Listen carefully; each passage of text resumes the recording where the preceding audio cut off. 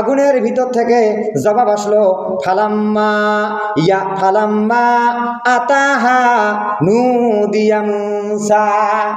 মুসা আলাইহিস সালামকে জবাব দিয়ে বললেন, হে মুসা, তুমি যে আগুনের জন্য এই জায়গার মধ্যে এসেছো, সুতরাং আমি আগুন নই, আমি হইলাম তোমার রব। বলেন সুবহানাল্লাহ। ও মুসা শোনো, আমি তোমাকে পছন্দ করেছি, আমি আমার জন্য মনোনীত করেছি। এখন আমি তোমার সামনে যে ওহী নাজিল করব, তোমাকে নবুয়ত দেব, সুতরাং তুমি কান পেতে শোনো, আর তুমি তোমার কওমের কাছে গিয়ে এইরকম তাওহীদ রিসালাত আখিরাতের দাওয়াত দিবে। বলেন সুবহানাল্লাহ। আল্লাহ রাব্বুল আলামিন বলেন, চ্যানেলটিকে সাবস্ক্রাইব করুন এবং পাশে থাকুন। ধন্যবাদ। 114টা সূরার মর্যাদা আগের মতন দিয়েছেন। তো তন্মধ্যে একটা সূরা আজকে নিলাম, মক্কি জীবনী সূরা, সূরা তহা। এই সূরা তহাটা যখন আল্লাহ পাক যারা আসতেছেন দূরে কাজ সালাত আদায় করে বসে যাবেন, কেউ কাউরে টাচ দিয়েন না।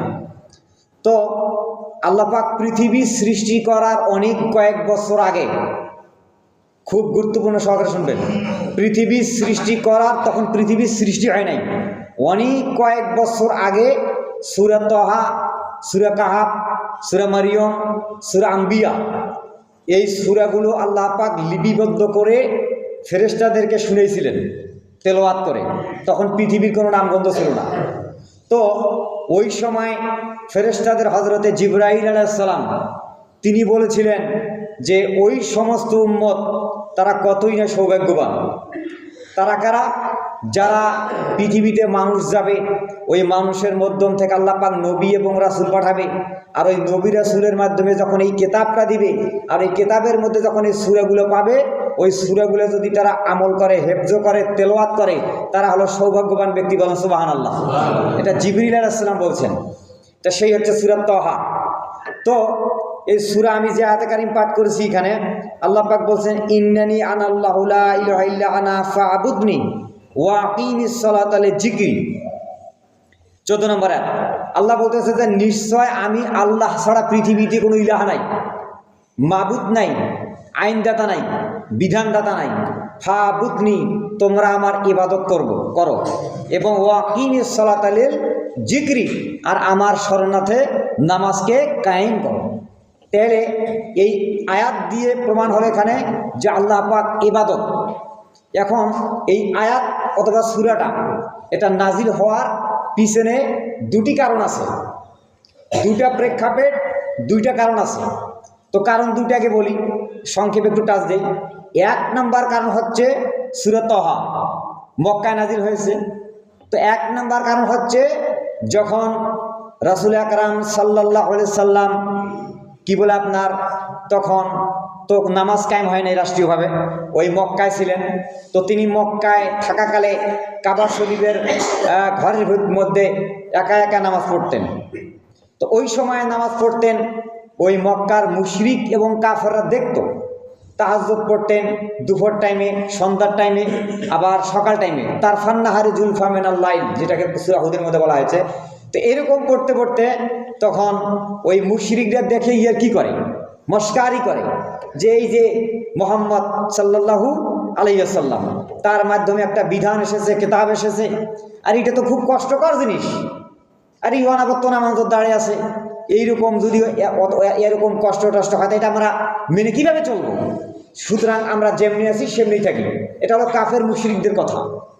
তো আর আল্লাহ রাসূল ওইদিকে নামাজ, নফল ইবাদত, সুন্নত ইবাদত, এগুলি ইবাদত করতে করতে করতে তার পায়ের গোড়াগুলা এই পর্যন্ত নলগুলা এগুলা ফুলে যেতেন।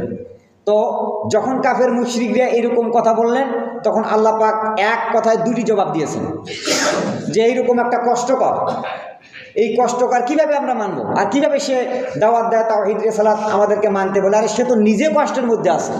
এটা কিন্তু কাফের মুশরিকদের ধারণা। আর আল্লাহ রাসূলও কিন্তু নামাজ পড়তে পড়তে তার পা মোবারক কি ফুলে গিয়েছে। আল্লাহ পাক তখন জবাব দিলেন সূরা প্রথম থেকে, তহা মা আনজালনা আলাইকাল কুরআনা লিতাশকা। আল্লাহ পাক বলতেছে তহা, এটার একমাত্র অর্থ পৃথিবীর কোনো মানুষ জানে না, আল্লাহ ছাড়া কেউ জানে না। তো মা আনজালনা আলাইকাল কুরআনা লিতাশকা, আল্লাহ বলতেছে হে রাসূল, আমি আপনাকে কষ্ট দেওয়ার জন্য, ওই যে কাফের মুশরিকরা বিভিন্ন ধরনের কথাবার্তা বলতেছে, ওই কথার মাধ্যমে আপনি কষ্ট পাবেন, ওই কষ্ট দেওয়ার জন্য নয়। এবং আপনি শুধু খালি নামাজই পড়বেন বা এই কাজ করবেন, এইরকম কষ্ট, ক্লেশ, দুঃখ, নানান প্রকার সমস্যা দেওয়ার জন্য এই কোরআন অবতীর্ণ করেই নাই। কারণ আপনি মানবিক আছে, মানসিকতা মানবিক, মানুষের অর্থনৈতিক, সমাজনৈতিক, রাজনীতিবিদ মানুষের তো জীবন ব্যবস্থা আছে না? তো জীবন ব্যবস্থা অনুযায়ী চলতে গেলে ওই রকম নিয়ম অনুযায়ী চলতে হবে। শুধু খালি নামাজ ধান্দাই যে মসজিদের মধ্যেই পড়ে থাকবেন সারাটা দিন, তাহলে আপনি জীবন জীবিকা কীভাবে নির্বাহ করবেন? এর জন্য আল্লাহ পাক বলতেছেন মা আনজালনা আলাইকাল কুরআনা লিতাশকা, এই ধরনের বিভিন্ন কাফের মুশরিকদের কথায় কষ্ট, আর আপনি শুধু ইবাদতেই খালি থাকি কষ্ট পাবেন, এই জন্য কোরআন নাযিল করিনি। সুবহানাল্লাহ। তাহলে কোরআন আসছে কি? সকল প্রকার সমস্যার সমাধান করার জন্য। মুসলমান মুমিন দাবি করি আমরা, যদি যেটা হুকুম আল্লাহ পাকের ওটা তো নিয়ম মতন মানতে হবে, কিন্তু বেশিও মানতে যাবেন তো আপনার সংসার কীভাবে চলবে, ওই দিকে তো লক্ষ্য করতে হবে। এটা গেল 1 নম্বর কারণ। 2 নম্বর কারণ, যে আয়াতটা, এই আয়াতটা দিয়ে বলা হয়েছে যে নিশ্চয় আমি আল্লাহ ছাড়া কোনো ইলাহ নাই, ইবাদত। তো এই ইবাদতটা শুধু আমার উপর নয়, এই ইবাদতটা আল্লাহ পাক আদম থেকে শুরু করে ঈসা নবী পর্যন্ত সমস্ত নবীর মাধ্যমে দিয়েছেন, কিন্তু ভিন্ন ভিন্ন সিস্টেম ছিল। তো এই আয়াত দিয়ে সর্বপ্রথম হযরতে মূসা আলাইহিস সালামকে তিনি নামাজের তাগিদ দিলেন, ইবাদতের থ্রেট দিলেন, ইবাদত করার অর্ডার দিলেন। তিনি কিভাবে পাইলেন? মূসা আলাইহিস সালাম। এই দুটি কারণে এই আয়াতটা নাযিল হয়েছে। তো হযরতে মূসা আলাইহিস সালাম যখন তিনি মিশরে জন্মগ্রহণ করলেন, করার পরে তিনি ক্রমে যখন বড় হয়ে গেলেন, তা বড় হয়ে যাওয়ার পর যখন নাবালক থেকে সাবালক হয়ে গেলেন, তখন তিনি কি করলেন? মিশরের একটা বাজার ছিলেন, ওই বাজারের সামনে ঢুকলেন। তো ঢুকে একটা কারণ দরকারে ঢুকছে, তা ঢুকার পরে দেখতেছেন যে ওখানে দুইজন যুবক ঝগড়া লাগছে। তো মূসা আলাইহিস সালাম তখন দেখতেছে একজন যুবক পারতেছে না, তো তিনি একজন যুবক আরেকজন যুবকের উপর কিন্তু চওড়া হচ্ছে। তখন মূসা আলাইহিস সালামের উপর চওড়া যখন হচ্ছে, তখন মূসা আলাইহিস সালামের কাছে সাহায্য নেওয়ার জন্য একটা যুবক বলতেছে যে হে পথিক, যে এই লোকটা আমার উপর জুলুম করতেছে, আপনি একটু আমাকে হেল্প করুন, সাহায্য করুন। মানে এই দুর্বল যুবকটা মূসা আলাইহিস সালামের কাছে সাহায্য চাচ্ছে। এরপরে মূসা আলাইহিস সালাম গিয়ে বিস্তারিতটা শুনলেন, শোনার পরে বললেন যে তোমার ব্যাপারটা কি? তো বলতেছে আমরা এই নিয়ে লাগছি। তখন ওই যেই যুবকটা দুর্বল, ওই যুবকটা মূসা আলাইহিস সালামের কাছে সাহায্য চেয়েছে, আর যেই যুবকটা মানে অত্যাচার করতেছে, ওই যুবকটা বলতেছে যে এই পথিক, ওয়ার মেশিন বেটা, তুই তোর সরকার তেল দে, এখানে যে বিষয়টা লাগছি এটা আমি বুঝবো আর ও বুঝবে, এটা তোমার কোনো করার নাই, সুতরাং তুই যেখানে যাবার সেইখানে যা, তোর কাছে যা।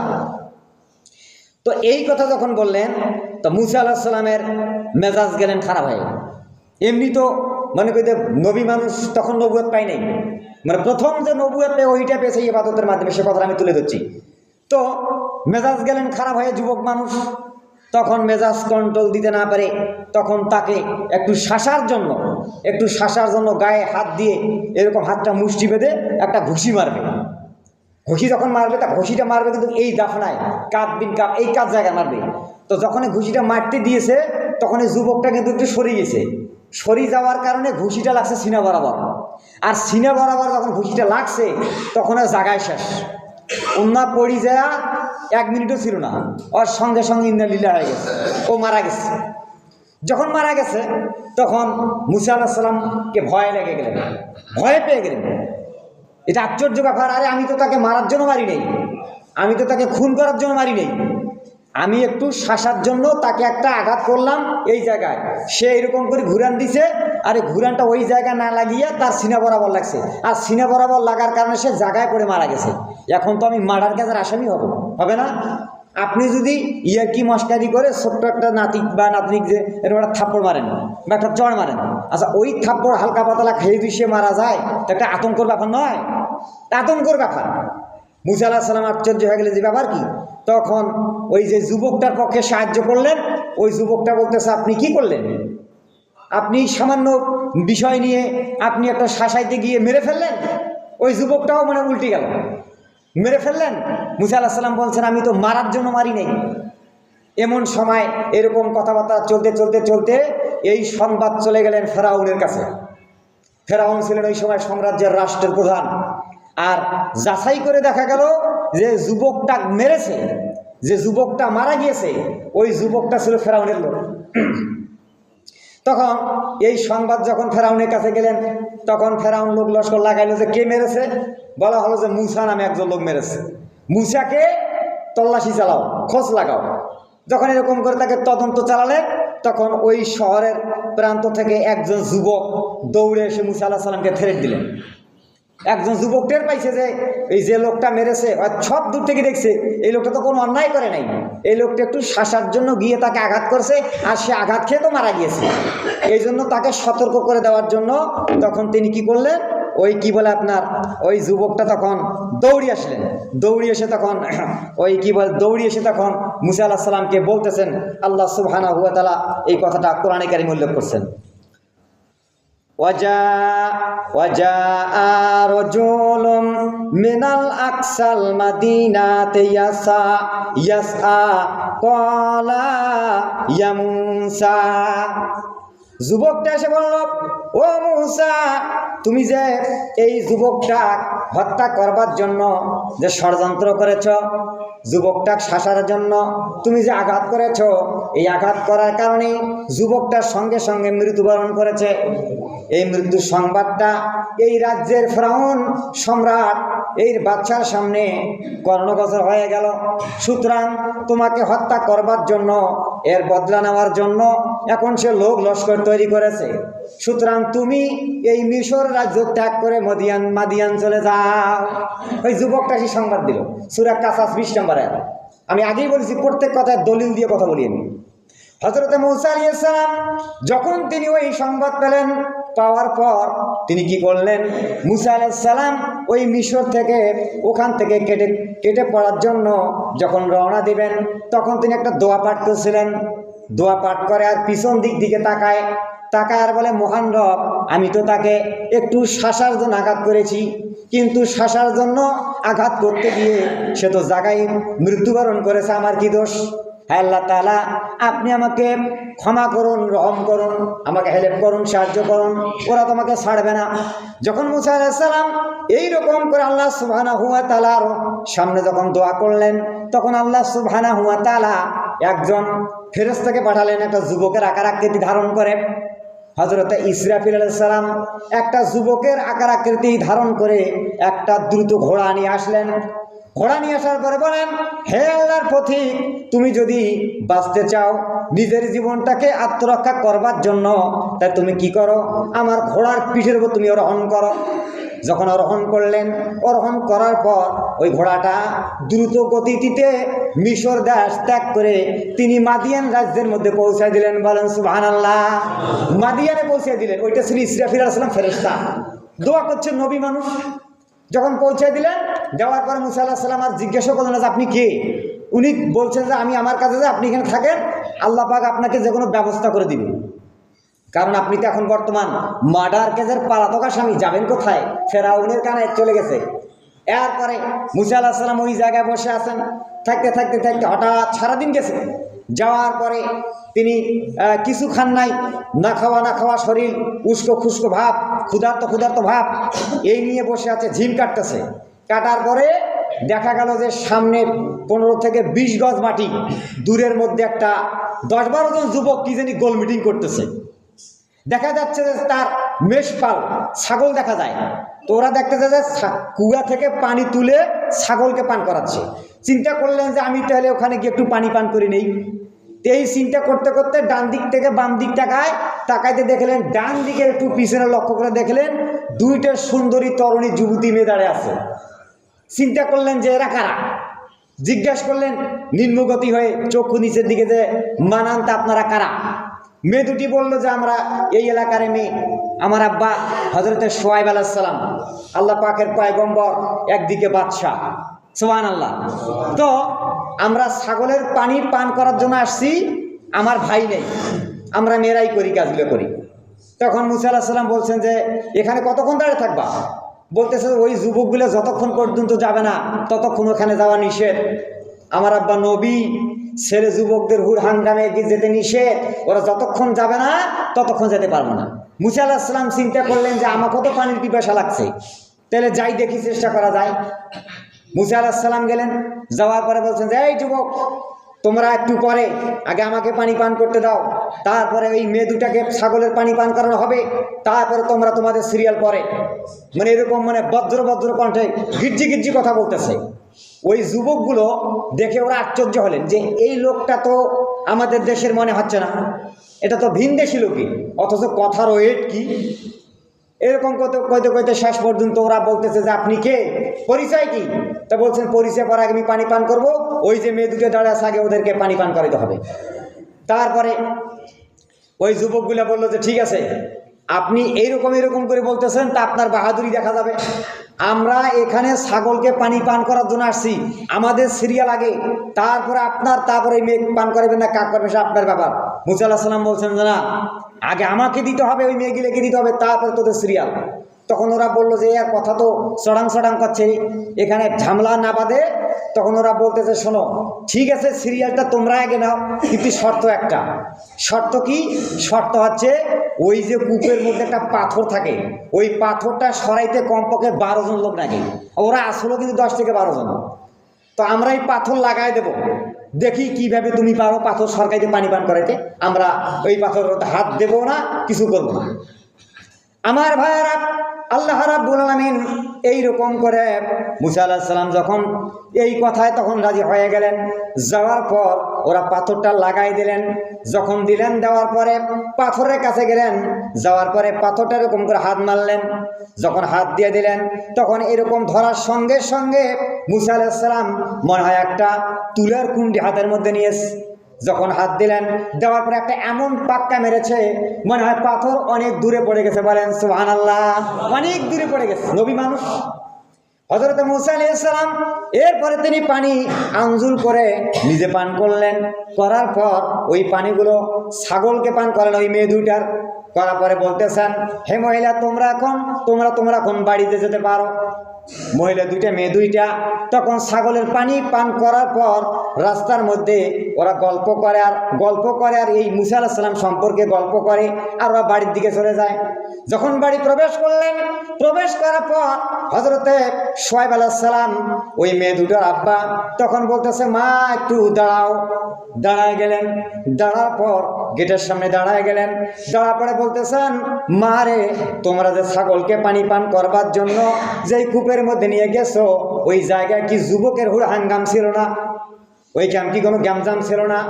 মেয়ে দুটো বললেন আব্বা জান, গ্যামজাম ছিল। তখন ওই ওনার আব্বা বললেন তাহলে কি তোমরা ওই হুড় হাঙ্গামের মধ্যে প্রবেশ করেছো? না, তোমরা ওখানে কি করেছো? মেয়ে দুটো বলতেছেন আব্বা জান, না আমরা ওইখানে হুড় হাঙ্গাম প্রবেশ করি নাই, কিন্তু একজন যুবক আমাকে পানি পান করাই দিয়েছে, আমরা এত তাড়াতাড়ি চলে আসছি। বলেন সুবহানাল্লাহ। যুবক। তখন সোহাইব আলাইহিস সালাম আশ্চর্য হলেন, যে যুবকটা আবার কি? ইতিমধ্যে হযরতে জিবরাইল চলে আসলেন, এসে বলতেছেন আল্লাহর পয়গম্বর, আপনার পরে যে একজন নবী হবে, আল্লাহ পাক নবুয়ত দেবে, তার নাম হবে মুসা আলাইহিস সালাম।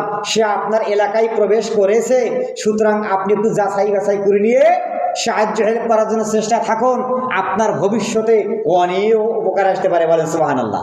জিবরাইল এসে এরকম টাচ দিয়ে গেলেন। তখন মেয়েদেরকে বলছেন, একটা মেয়ের নাম সুফরা, আর একটা মেয়ের নাম আমি তাফসিরে পাইনি। তখন উনি বলছেন যে মা, তোমরা যে যুবকটা তোমার ছাগলে পানি পান করে দিয়েছে, সে কীরকম? তা বলতেছে তার চেহারাটা এরকম, মাথার চুলগুলো এরকম, এত বড় উঁচান, আর সব এগুলি কিন্তু ইঞ্জিন কিতাবের মধ্যে আছে, জাবুরের মধ্যে আছে। ওই সোহাইব আলাইহিস সালাম দেখতেছে যে এরকম আমার পর একজন নবী আসবে, তার এরকম চেহারা হবে, এরকম আকারাত্রি হবে, এরকম গঠন হবে, সব হুবহু মিলে যাচ্ছে। তখন বলছেন যে যাও তাহলে তোমরা যুবকটা নিয়ে আসো। দুইজন মেয়ে গিয়ে যুবকটা নিয়ে আসার জন্য রওনা দিলেন। তখন মেয়ে দুটো সামনে, আর মুসা আলাইহিস সালাম পিছিয়ে বলতেছেন এই মেয়ে দাঁড়াও, তোমার আব্বা কি ডাক দিয়েছিল? হ্যাঁ, তোমাকে ডাক দিয়েছে, আমার বাড়ি যাওয়া লাগবে, আমার বাসায় যাওয়া লাগবে। তা বলতেছেন তাহলে তোমরা পিছন দিকে, আমি সামনের দিকে, তোমরা আমার সামনে চলবে, তোমাদের শরীরের ফেস কাটিং আমার চোখে ধরা পড়বে, তোমরা কিভাবে হাঁটবে না হাঁটবে সব আমার চোখে পড়বে, এটা আমি চাই না, আল্লাহর সঙ্গে আমি জবাবদিহি করতে চাই না, সুতরাং তোমরা আমার পিছে চলে যাও। এরপরে তখন এই মেয়েটা বললেন যে হ্যাঁ আল্লাহর বান্দা পথিক, আমরা যদি পিছে যাই তা আপনি আমার বাড়ি কিভাবে চিনবেন? মুসা আলাইহিস সালাম বলছেন হ্যাঁ চিনবো, পিছন দিক থেকে সিঙ্গাল দেবে, সোজায় গিয়ে ডাইনে গিয়ে বামে, আবার সামনে মোড় গিয়ে ডাইনে, আবার বরাবর, এইভাবে করে করে করে সোহাইব আলাইহিস সালামের বাড়ি পর্যন্ত নিয়ে গেলেন। যাওয়ার পরে সব আপ্যায়ন হয়ে গেল। সোহাইব আলাইহিস সালাম বলতেছেন যে তোমার নাম মুসা? বলছে হ্যাঁ আমার নাম মুসা। আর তোমার কোনো ভয় নেই, তুমি এই আমার বাড়িতে থেকে দাও। তখন ওনার বাড়িতে 8 থেকে 10 বছর থাকলেন, চাকরি করলেন, করার পরে বলতেছে যে মুসা শোনো, আমার ওই যে বড় কন্যা সন্তান, নাম তার সুফরা, আমি তার সঙ্গে তোমার বিয়ে দিতে চাই। প্রথমে মেয়ের কাছে এজাজত নিলেন। মেয়ে বলতেছে হ্যাঁ আব্বা, আমাদের বাড়ি ওইরকম একটা দুষ্টপুষ্ট লোক, ওইরকম শক্তিবান লোকেরই তো দরকার, আমারও পছন্দ হয়েছে, আপনি দিলে দিতে পারেন, সূরা কাসাস দেখবেন। এরপরে তখন বিয়ে যখন করার প্রস্তাব দিলেন, শ্বশুর ডাইরেক্ট জামাই, তখন মুসা আলাইহিস সালাম বলছেন যে আমি আপনার মেয়ে বিয়ে করব, মোহরানার তো কাম লাগবে। বলছেন যে 8 থেকে 10 বছর চাকরি করলে এইটার বিনিময়ে যে ছাগলগুলো দেবো, এই ছাগলগুলো তোমার মোহরানা। বলেন সুবহানাল্লাহ। বিয়ে হয়ে গেলেন, হওয়ার পরে স্ত্রী সুফরাকে সঙ্গে নিলেন, নেওয়ার পরে আপনার স্ত্রী সুফরাকে সঙ্গে নিলেন, নেওয়ার পরে যখন তিনি টাইম হয়ে গেল, তখন ওই কি বলে আপনার সঙ্গে করে নিলেন। নেওয়ার পরে ওই 10 বছর পার যখন হয়ে গেল, তখন মুসা আলাইহিস সালাম বলছেন যে আমি তাহলে আমার এখন জন্মভূমি দেশে যেতে চাই। সোহাইব আলাইহিস সালাম বলছেন এখন তুমি যেতে পারো, জামাই বাবাজি আপনি যেতে পারেন, এখন আর কোনো সমস্যা হবে না। এরপরে যখন তিনি রওনা দিলেন, তখন মুসা আলাইহিস সালামের বয়স 53 বছর।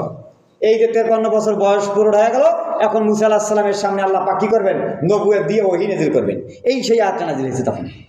তখন মুসা আলাইহিস সালাম ওই তার কি বলে আপনার স্ত্রী সুফরাকে নিলেন, ছাগলের পাল নিলেন, নেওয়ার পরে রাস্তায় বাইর হয়ে গেলেন। তো যখন বাইর হয়ে যাচ্ছে, তখন ওই দিনটা ছিল প্রচণ্ড পুষ মাস, প্রচণ্ড তীব্র শীতের কনকন, চতুর্দিকে কুয়াশা। যখন বাইর হলেন, তখন সোহাইব আলাইহিস সালাম তাকে এরকম একটা লাঠি দিলেন, ওই যে লাঠিটা তাকে আসছে। দেওয়ার পরে কিছু দূর বাইর হয়ে গেলেন, যাওয়ার পরে রাস্তা কুয়াশা, আর মানে রাস্তা খুঁজে পায় না। তখন মুসা আলাইহিস সালামের কাছে যে পাথর ছিলেন, এই পাথর ঘষাঘষি দিয়ে কিন্তু ওটা আগুন বাইর হয়, ওই আগুন দিয়ে তারা সেই সময়কার চলতো, বারুস আগুন এরকম ঘষাঘষিতে। আল্লাহর কুদরতি, তখন ওই পাথর আর আগুনের ফুরঙ্গিও বাইর হয় না। তখন তিনি কি করলেন? তিনি এরকম মহা টেনশনে পড়ে গেলেন। আবার কিছুক্ষণের মধ্যে তার স্ত্রী কাঁদছে, সুফরা আলাইহিস সালাম গুনগুন করে কাঁদছে, বলছে এই তুমি রাস্তার মধ্যে কি এরকম করো কেন? তখন বলতেছে আমার প্রসবের ব্যথা উঠছে। মুসা আলাইহিস সালাম গর্ভবতী ছিলেন, মুসা আলাইহিস সালামের স্ত্রী সুফরা আলাইহিস সালাম গর্ভবতী ছিলেন, ওই সময় তার প্রসবের ব্যথা উঠছে। একদিকে প্রসবের ব্যথা, আরেকদিকে ঠান্ডা কুয়াশা, আরেকদিকে রাস্তার পথ ভুলে গেছে, আরেকদিকে পাথর আগুন বের হয় না, মহা সমস্যা। তখন এরকম করতে করতে মুসা আলাইহিস সালাম চারিদিকে লক্ষ্য করলেন, কুয়াশার তো কিছু দেখা যায় না। দেখেন নাই যে অনেক সময় যখন এখন তো আসে নাই, আসলে টের পাবেন, দেখা যায় অনেক সময় কুয়াশা। তখন তিনি হঠাৎ করে আগুন দেখতে পেলেন সামনে। আগুন যখন দেখতে পেলেন, তখন মুসা আলাইহিস সালাম বলছেন যে শোনো, তোমরা এখানে একটু ওয়েট করো, অপেক্ষা করো, ওই যে আমি আগুনের সন্ধান দেখতে পাচ্ছি, হয়তো বা ওখানে গিয়ে আগুন নিয়ে আসতে পারবো, আর না হলে ওখানে গিয়ে রাস্তার সন্ধান পাবো, আমরা কোন রাস্তা আসছি। যদি আগুন পাইতে তাহলে আগুনের কাজ লাগবে, আগুন পাইতে পারবো, ঠান্ডা শরীরে হিট করতে পারবো। আর যদি আগুন না পাই, না দেয় আগুন, তাহলে আমরা ওখানে গিয়ে রাস্তার সন্ধান পাবো। যেহেতু আগুন জ্বলছে, অবশ্যই তো ওইখানে তো কোনো লোক আছে। মুসা আলাইহিস সালাম যখন আগুনের দিকে রওনা দিলেন, আল্লাহ সুবহানাহু ওয়া তাআলা কোরআনে কারীমে উল্লেখ করছেন, ইজা রানা রা ফাকালা লি আহালিহিম কুসু ইন্নী আনাস্তু নারালাল্লি আতিকুম মিনহা বিকাবাসিন আও আজদু আলান্নার হুদা। মুসা আলাইহিস সালাম তখন তার ওই সাথী সঙ্গী এবং তার স্ত্রীকে বললেন, ও বিবি, তুমি একটু এখানে ওয়েট করো, ওই যে আমি একটা আগুনের সন্ধান পেয়েছি। তখন আগুন সংগ্রহ করবার জন্য মুসা আলাইহিস সালাম যখন রওনা দিলেন, তখন 1 পা 2 পা করে সামনের দিকে এগিয়ে যাচ্ছেন। যাওয়ার পর যখন আগুনের কাছাকাছি গেলেন, তখন তিনি নিয়ত করলেন আগুনের কুণ্ডি অথবা আগুনের ফুরঙ্গি যখন ওই গাছ থেকে জমিনের মধ্যে পড়বে, তখন আমি আগুনটা নেব, কাতে আমি কাঠ সংগ্রহণ করব। এরকম চিন্তা করার পরে মুসা আলাইহিস সালাম কিছু লাকড়ি জাতীয় জিনিস অথবা খড়ি এগুলো হাতের মধ্যে নিয়ে রেডি হয়ে আছেন। যখন আগুন পড়বে অথবা আগুনের ভরঙ্গি পড়বে তখন আগুনটা আমি সঙ্গে সঙ্গে নেব। এমন সময় মুসা আলাইহিস সালাম লক্ষ্য করলেন যে গাছের মধ্যে আগুন জ্বলতেছে, কিন্তু গাছের মধ্যে আগুন জ্বলে আগুন তো জমির মধ্যে পড়ে না। আবার আগুন তো এমন জ্বলন জ্বলতেছে, যতই আগুন জ্বলে ততই গাছটা নতুন নতুন তার পাতা বাইর হয়ে যায়। এরকম করতে করতে হঠাৎ করে আগুনের ভিতর থেকে জবাব আসলো, ফালাম্মা আতাহা নুদিয়া মুসা। মুসা আলাইহিস সালামকে জবাব দিয়ে বললেন, হে মুসা, তুমি যে আগুনের জন্য এই জায়গার মধ্যে এসেছো, সুতরাং আমি আগুন নই, আমি হইলাম তোমার রব। বলেন সুবহানাল্লাহ। আমি তোমার রব, আমি আল্লাহ, এই পৃথিবীর মালিক। সুতরাং তুমি তোমার কি করো, ইন্নানা রব্বুকা ফাখলা না আলাইকা রব্বুকা বিল ওয়াদিল মুকাদ্দাস তুয়া। সুতরাং তুমি তুয়া নামক পবিত্র পাহাড়ে এসেছো, এই তুমি কি করো, তোমার পায়ের জুতা খুলে ফেলো, তোমার পায়ের জুতা খুলে ফেলো। ওই জুতা খোলারও কিন্তু দুটি কারণ আছে। এক নম্বর কারণ হচ্ছে মুসা আলাইহিস সালামের পায়ে যে জুতা ছিল ওই জুতাটা ছিলেন মরা গাধার চামড়া দিয়ে তৈরি। দুই নম্বর কারণ হচ্ছে ওই যে ছাগলের পাল নিয়ে যাচ্ছে না, তো ছাগলের নাধি বা পায়খানা এগুলি জুতার তলার মধ্যে আটকে আছে, আর পাহাড়টা তো পবিত্র, এই জন্য তুমি জুতা খুলে প্রবেশ করো। মুসা আলাইহিস সালাম প্রবেশ করলেন, করার পর আল্লাহ রাব্বুল আলামিন বলতেছেন, ও মুসা শোনো, আমি তোমাকে পছন্দ করেছি, আমি আমার জন্য মনোনীত করেছি। এখন আমি তোমার সামনে যে ওহী নাজিল করব, তোমাকে নবুয়ত দেব।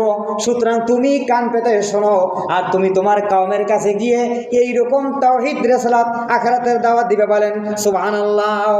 আল্লাহ রাব্বুল আলামিন বলেন, ইন্নানি আনাল্লাহু লা ইলাহা ইল্লা আনা ফাবুদুনি ওয়া আকিমিস সালাতা লিযিকরি। আল্লাহ সুবহানাহু ওয়া তাআলা বলছেন, নিশ্চয় আমি আল্লাহ ছাড়া কোনো ইলাহ নাই। এই আয়াত দিয়ে হযরত মুসা আলাইহিস সালামকে বলছে, নিশ্চয় আমি আল্লাহ ছাড়া কোনো ইলাহ নাই, মাবুদ নাই। ফাবুদুনি, তোমাকে নবুয়ত দিলাম, তোমার কাছে ওহী নাযিল করলাম, তোমাকে আমি থ্রেট দিলাম, অর্ডার করলাম, তুমি এখান থেকে গিয়ে তাওহীদ রিসালাত আখিরাতের দাওয়াতের মিশনে কাজ করবে। বলেন সুবহানাল্লাহ। এই জন্য নবুয়ত এখানে পাইলেন, ওইখান থেকে আসছে এই যে বাদ। সম্মানিত উপস্থিতি, তাহলে আমি কত দূর ঘুরে, এটা শুধু করে দৃষ্টান্তটা দিলাম। তো এরপরে আল্লাহ পাক এখানে বলছে যে ইন্নানি আনাল্লাহু লা ইলাহা ইল্লা আনা, যে নিশ্চয় আল্লাহ ছাড়া যেহেতু কোনো ইলাহ নাই, মাবুদ নাই, তাহলে আমরা কি করব, একমাত্র আল্লাহ পাকের ইবাদত বন্দেগী করতে হবে, গোলামি করতে হবে। আর ইবাদত বলতে আমরা কি বুঝি? ইবাদত বলতে আমরা বুঝি নামাজ, রোজা, হজ, যাকাত, সদকা, ফেতরা, কোরবানি, তাহাজ্জুদ, ইশরাক, আওয়ামের চাষতে, এগুলি আমরা বুঝি। হ্যাঁ, এগুলি ঠিক আছে, কিন্তু ইবাদত শুধু এইগুলি শেষ নয়। ইবাদতের আবিদাবি করতে আছে ইবাদত।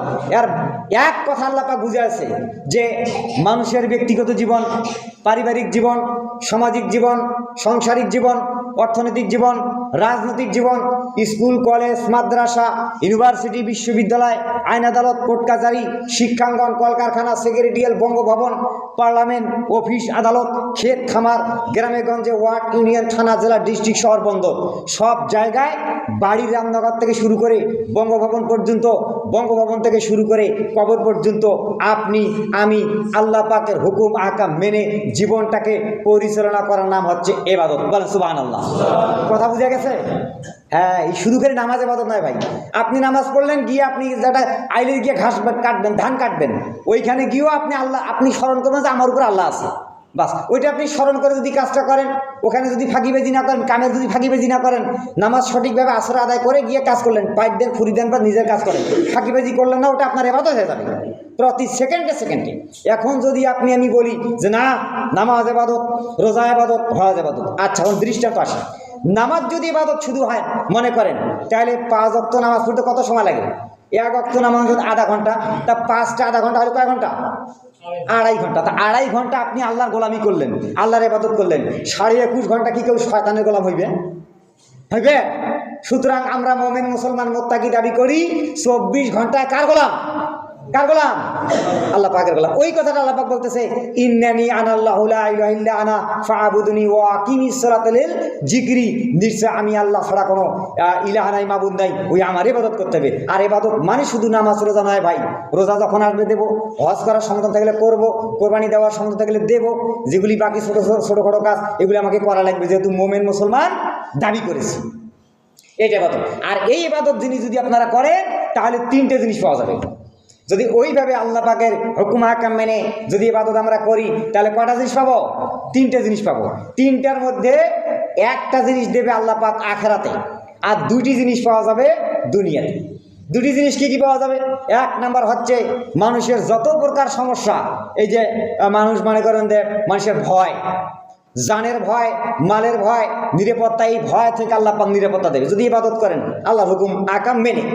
দুই নাম্বার হচ্ছে মানুষ না খেয়ে ওয়াকাতরে ক্ষুধায় মৃত্যুবরণ করবে না। আচ্ছা, কয়টা শেষ ভাই? শেষ করেন। আচ্ছা আচ্ছা, ধন্যবাদ। তো তাহলে যদি আপনি ওই রকম ইবাদত বন্দেগী করেন তাহলে কিন্তু এক নাম্বার ক্ষুধা থাকবে না, মানুষ না খেয়ে কাতরে মৃত্যুবরণ করবে না। দুই নাম্বার জানের ভয়, মালের ভয়, এই ভয় থেকে আল্লাহ পাক কি করবে? নিরাপত্তা দেবে। নবীজির কাছে আল্লাহ রাব্বুল আলামিন কোরআনে কারীমের আয়াত নাজিল করে দুটি জিনিসের গ্যারান্টি দিলেন। আল্লাহ পাক বলেন, ফালইয়াবুদু রাব্বা হাযাল বাইত। আল্লাহ পাক বলতেছে, ও নবী শোনায় দাও, জানায় দাও, তোমরা শান্তি পেতে চাও, সুখ পেতে চাও, ঠান্ডার সময় গরম চাও, গরমের সময় শীত চাও, তাহলে ফালইয়াবুদু রাব্বা হাযাল বাইত, এই ঘরের মালিকের ইবাদত করো। বলেন সুবহানাল্লাহ। কোন ঘর? এই যে মসজিদ ঘর, এই মসজিদ ঘর।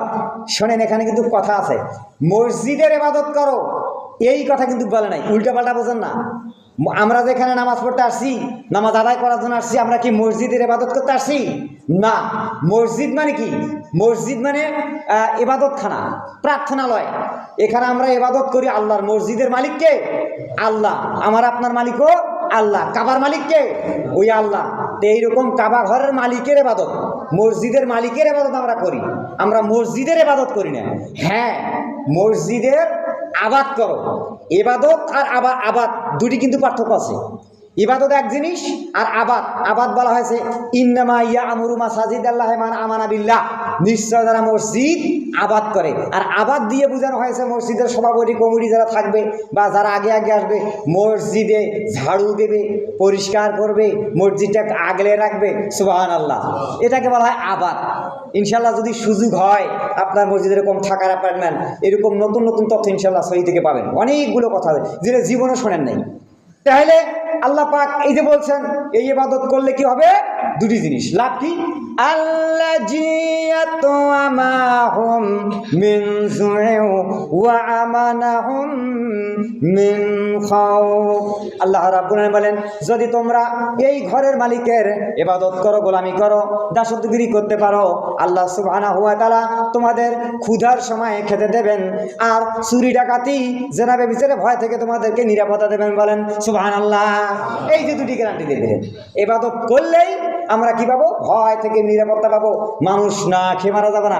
শর্ত একটা, ইবাদত করতে হবে, গোলামি করতে হবে, আল্লাহর হুকুম হাকাম মেনেই জীবন পরিচালনা করতে হবে। তাহলে আমরা এই ইবাদত জিনিসটা শুধু খালি ওইটাই বুঝি। আর এই ইবাদত করতে গিয়ে, আর এই ইবাদত করার জন্যই কিন্তু আল্লাহ পাক পৃথিবীতে মানুষ আর জিন এই দুটি জাতিকে কি সৃষ্টি করেছে।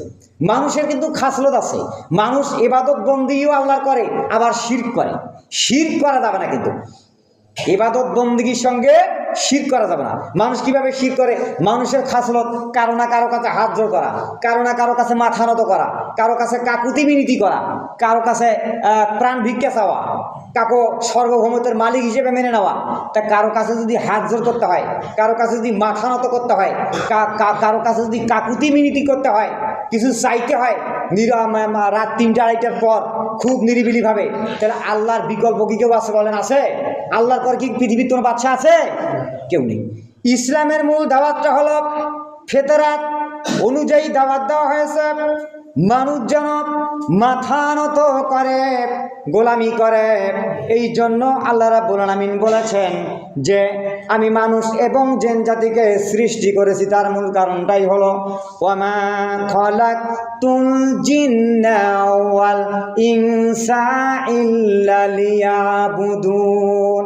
আল্লাহু আকবার। আল্লাহ পাক বলতেছে যে আমি মানুষ আর জিন এই দুটি জাতিকে সৃষ্টি করেছি কিসের জন্য? ইল্লা লিয়াবুদুন, যে ইবাদত বন্দেগী করার জন্য। তাহলে ওই জায়গায় জিন আর মানুষের কথা বলা হয়ে গেল। আর এই জায়গায় আল্লাহ পাক বলতেছে আমি আল্লাহ ছাড়া, ইলাহ ছাড়া কোনো মাবুদ নাই, সুতরাং আমার এই ইবাদত করতে হবে, আমার এই গোলামি করতে হবে। আমি যে আলোচনা, যে আয়াত নিয়ে আলোচনা করি ওইটার উপরে ইনশাল্লাহ যদি আল্লাহ এরকম ইনশাল্লাহ আমার তৌফিক দিয়েছে, আমি ঘন্টার পর ঘন্টা কথা বলতে পারবো। দোয়া রাখবেন, আজকে আমার মাহফিল আছে, ব্যাগ নিয়েছি আজকে মাহফিল আছে ওই যে ডেগলাগঞ্জ পাড়া গোপালগঞ্জ। দোয়া রাখবেন ইনশাল্লাহ আমি যেন সহি সালামে যেতে পারি। তো তাহলে কি করবে? এই ইবাদত। তাহলে এই যে ইবাদত করার জন্য আল্লাহ পাক মানুষ আর জিন দুটি জাতিকে বলা হয়েছে। আমার ভাইয়ারা, আল্লাহ রাব্বুল আলামিন এই জায়গায় মানুষ আর জিন। এবার আসেন আরেক জায়গায় আল্লাহ পাক পৃথিবীর সমস্ত মানুষগুলোকে এক জায়গায় ডাক দিলেন। আল্লাহ পাক বলেন ইয়া আইয়ুহান নাসু উবুদু রাব্বাকুমুল্লাযী খালাকাকুম ওয়াল্লাযীনা মিন কাবলিকুম লাআল্লাকুম তাত্তাকুন। আল্লাহ সুবহানাহু ওয়া তাআলা বলেন হে পৃথিবীর মানুষ সকল, তোমরা তোমার রবের ইবাদত করো, গোলামি করো, যে আল্লাহ সুবহানাহু ওয়া তাআলা তোমাদের সৃষ্টি করেছেন। ওই আল্লাহ পাক তোমাদের পূর্ববর্তী নবী উম্মতদেরকে সৃষ্টি করেছেন। আশা করা যায় লাআল্লাকুম তাত্তাকুন, তোমরা পরহেজগার অর্জন করতে পারবে। বলেন সুবহানাল্লাহ। দেখছেন একই কথা। তাহলে ইবাদত দিয়েই শুরু, ইবাদত দিয়েই আমার বক্তব্য শেষের দিকে। সম্মানিত উপস্থিতি, তাহলে যতটুকু কথাবার্তা বললাম, তাহলে একমাত্র কি করতে হবে? আমাদেরকে ইবাদত করতে হবে। আর ইবাদত মানে আল্লাহ পাকের, আপনি খেত খামারে কাজ করেন, খালি টাচ, ব্রেনটা টাচ দিবেন, মাথা টাচ দিবেন, একটা জিনিস যদি লক্ষ্য করেন আপনি এমনিতেই ভালো হবেন, এমনিতেই ভালো হবেন। যে আমি তো ফজরের নামাজ পড়লাম জামাতে, আমি কেন এই গিয়ে ধান কাটতে গিয়ে বা অপরের ধান কাটি বা অপরের বেশি ধান কাটি, ওয়া কাটি বা ঘাস কাটি বা গরু লাগাই দিয়ে খাওয়াই? এটা আপনার বিবেক বাধা দেবে। আর পৃথিবীর সবচেয়ে বড় আদালত হচ্ছে মানুষের বিবেক। এই বিবেক যদি আপনি খাটান ভাই, আল্লাহ পাকের হুকুম হাকাম মেনে আপনি এমনি ভালো হয়ে যাবেন। সম্মানিত উপস্থিতি, আল্লাহ সুবহানাহু ওয়া তাআলা আমাদের সঠিকভাবে ইবাদত করার, আমল করার তৌফিক দিতে। আমিন।